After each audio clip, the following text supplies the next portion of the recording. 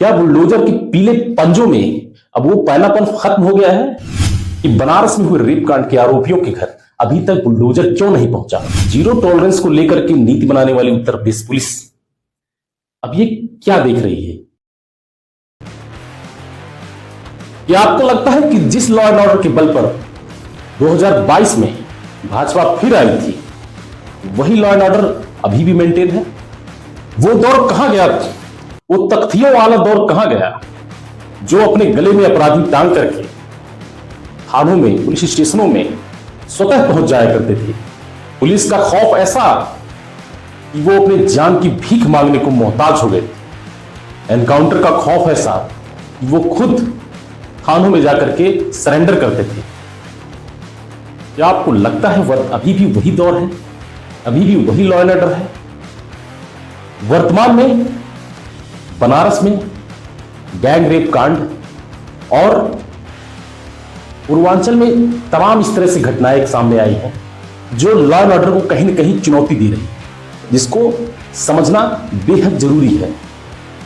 अब वो law and order जैसी बात नहीं रह गई। जी हां, बनारस में कथित तौर पर गैंग रेप की बात सामने आई है, जिसमें अभी तक सारे आरोपियों तक पुलिस नहीं पहुंच पाई और यह बहुत बड़ी बात है। कुछ मीडिया रिपोर्ट्स की माने तो एक दिन नहीं, 2 दिन नहीं, लगभग 4 से 5 दिन तक युवती को दरिंदगी का सामना करना पड़ा है। और अगर परिजनों की माने तो उनका यह कहना है कि मीडिया के दबाव में आकर पुलिस ने जाकर के उनकी रिपोर्ट लिखी।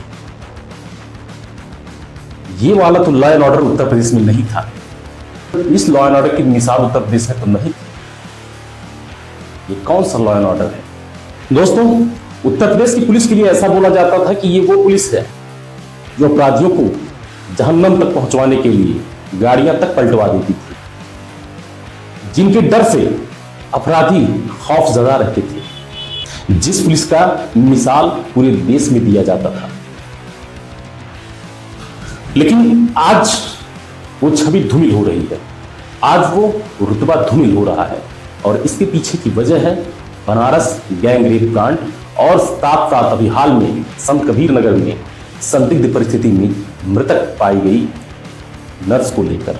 जनता ये पूछ रही है, क्या बुलडोजर के पीले पंजों में अब वो पहलापन खत्म हो गया है जो एक समय अपराधियों को धर दबोचती थी, उनके घरों को खंडहर, झटके में खंडहर बना देती थी? क्या उस बुलडोजर के पीले पंजे में पहनापन खत्म हो गया है? ये सोचने वाली बात है। ये सवाल इसलिए उठ रहा है कि बनारस में हुए रेप कांड के आरोपियों के घर अभी तक बुलडोजर क्यों नहीं पहुंचा? ये सोचने वाली बात है। वो प्रदेश जो कि दंगा अपराध को लेकर जीरो टॉलरेंस की नीति अपनाती थी, वो अब देर क्यों कर रही है? देरी किस लिए हो रही है? दोस्तों, वर्तमान में तो जैसे पूर्वांचल क्राइम का एक नया गढ़ बनता जा रहा है। हाँ बिल्कुल, आप बनारस में देख लीजिए गैंग रेप। संत कबीर नगर में एक नर्स संदिग्ध अवस्था में मृतक पाई गई है और अभी हालिया में कानपुर में भी कुछ ऐसा घटना देखने को मिला है। इसे क्या समझा जाए? दोस्तों, बनारस जो कि प्रधानमंत्री नरेंद्र मोदी जी का संसदीय क्षेत्र है, तो वहीं गोरखपुर के नाक के नीचे संत कबीर नगर में भी कुछ ऐसा ही देखने को मिला है। और यह मामला तब सामने आया है जब मुख्यमंत्री श्री योगी आदित्यनाथ जी गोरखपुर में कन्या पूजन कर रहे थे। ठीक उसके दूसरे दिन का यह कहानी है, जहां एक प्राइवेट हॉस्पिटल में एक नर्स नाइट ड्यूटी के दौरान मृतक अवस्था में संदिग्ध रूप में पाई गई है। परिजनों का तमाम आरोप है, लेकिन अभी कुछ भी ऑफिशियल कहना ठीक नहीं है। लेकिन सबसे बड़ी बात, सोचने वाली बात है कि ये क्यों इस तरह से हो रहा है। जीरो टॉलरेंस की बात करने वाली उत्तर प्रदेश सरकार, जीरो टॉलरेंस को लेकर के नीति बनाने वाली उत्तर प्रदेश पुलिस अब ये क्या देख रही है? इस तरह से कई और घटनाएं छुटपुट हुई है पूर्वांचल में, जिसे लेकर एक सवाल खड़ा हुआ है कि क्या प्रदेश में खौफ, कानून का खौफ खत्म हो गया है?